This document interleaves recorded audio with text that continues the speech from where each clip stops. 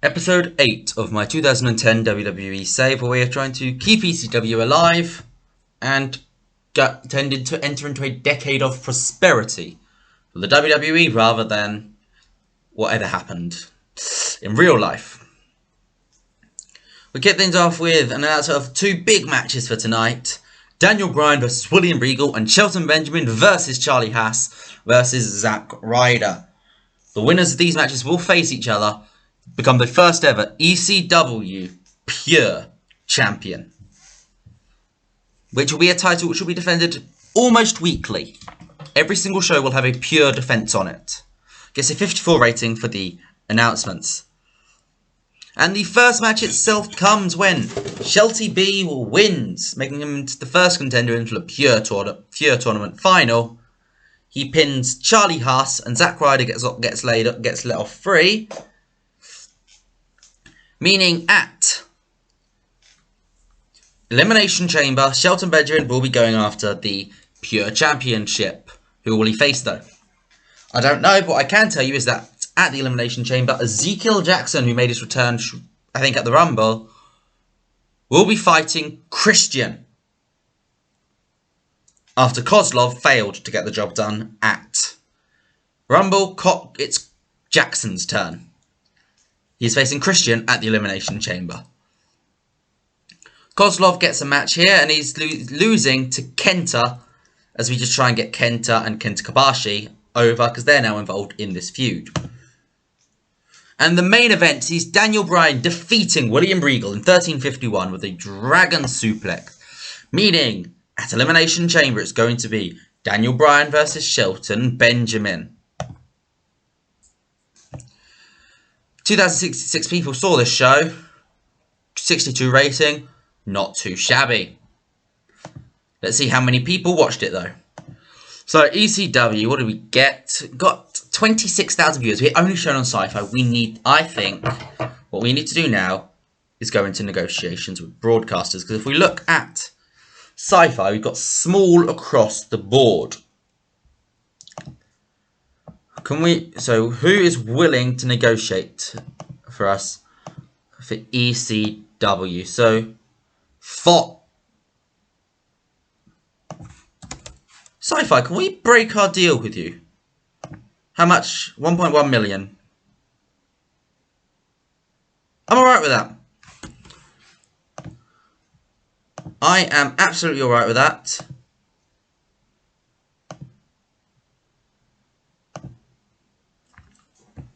Oh, that's going to change things. Who's got... USA has Raw.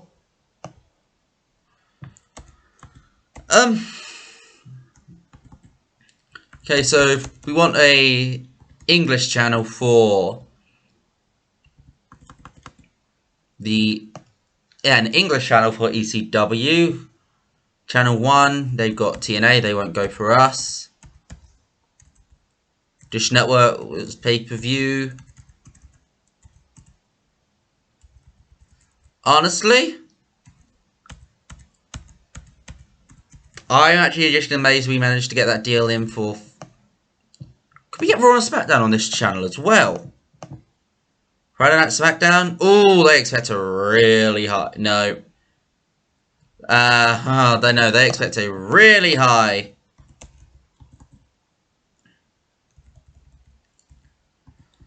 let's go for late night. It clashes a bit too much for me to justify that. But when our new deal ends, I'm going to be looking at Fox to go for SmackDown as well. Sky Sports main event, we can get... I think that's probably a good EC... Can we get the BBC? No. Channel 4, no. ITV's no, so... I think it is looking like if we want to get ECW into the UK, we need to go on to Sky Sports main event. There we go. We need to negotiate our deal with Big E, because And next week, that 26,000 should be much bigger. Let's go to SmackDown. We are here on SmackDown. Of course, we start off with the hype for our main event of tonight, which is Kane versus Chris Jericho. It's an 85 rating. Good stuff from these boys. We then get 6-man tag as the Straight Edge Society of Mike Knox, CM Punk and Luke Gallows takes on David Finlay and the Hart Dynasty, and Punk makes Finlay tap out to the Anaconda Vice so that we keep it out of the tag title feud. Because, also considering Punk's in the Elimination Chamber. Punk gets an 82, which is the highest in the match by a long way. Good stuff for these guys. It's a 68 overall. Jericho goes to Punk backstage and goes, and pretty much just goes, Punk, I want to be in the Chamber match. We both know Kane is a threat. Neither of us like Kane. Will you help me in the main event? Punk doesn't actually answer. It's a 94 rated though. Great stuff from these two. We get a women's title match here, and with a lot of interference. Lay Cool attack Mickie James, and Beth Phoenix wins the WWE Women's title from Mickie James only 2 weeks after Mickie won it from Michelle McCool. I am going to be, in this save, there's going to be a lot more short title reigns than in some of my other saves. For the sheer reason that they make sense. This is trying to get WWE back to its glory days. Using old style booking, our other WWE save is trying to get them into a new future. In 2010, what people wanted was the Attitude Era. So we're doing hot shot. We're doing a lot of title changes. Beth Phoenix wins the women's title though. Good match. It's 62 for the women. And after Lay Cool just helped Beth win the title, they're like, brilliant, now you can give us a title shot, right? And Beth just gives them the cold shoulder and just walks off as if Lay Cool mean nothing to her. Gets a 54 rating. Tag team match here as Matt Hardy and Rey Mysterio take on Drew McIntyre and Dolph Ziggler. And Rey and Hardy win in 13 minutes 30 seconds when Rey pins Dolph Ziggler with dropping the diamond.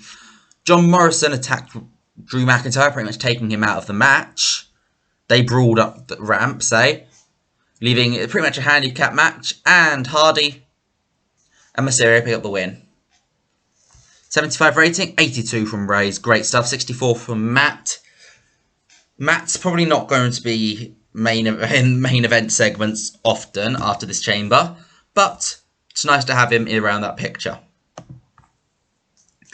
We then get McIntyre attacks John Morrison backstage and lays him out with a Future Shock DDT. Gets a 62 rating.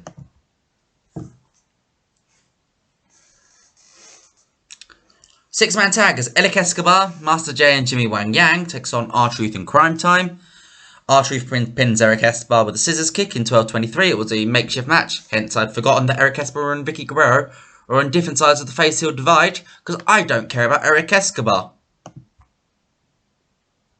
We then get Straight Edge Society taking seats at ringside for the main event, which sees Chris Jericho defeats Kane with a Lion Salt in 13:31 after Punk, Gallows and Knox all interfered against Kane. Jericho got an 85, which is great stuff. And then after that, well, Batista attacks Jericho, lays him out with a powerbomb. Because it's a big six-way feud at the top here. There's so many people involved in this feud. Gets an 86, it's probably our best SmackDown so far. Oh, let's see how many people watched it though. So, let's see, we got 7,210 people in the arena. And we got 770,000 on the TV. Which, if we look at show history, I think if we go to events and TV will tell us. We can see. Oh, it doesn't actually. So we can see we've gone from 753 in the second week of January apparently, all the way up to 770. So we have gained 20,000 viewers on SmackDown. Raw, 3.39. 3.01. We've lost viewers on Raw. Not great. Our best ratings were all in January for Raw as well. So I'm going to leave this episode here. This episode will be titled ECW on Fox? Question mark.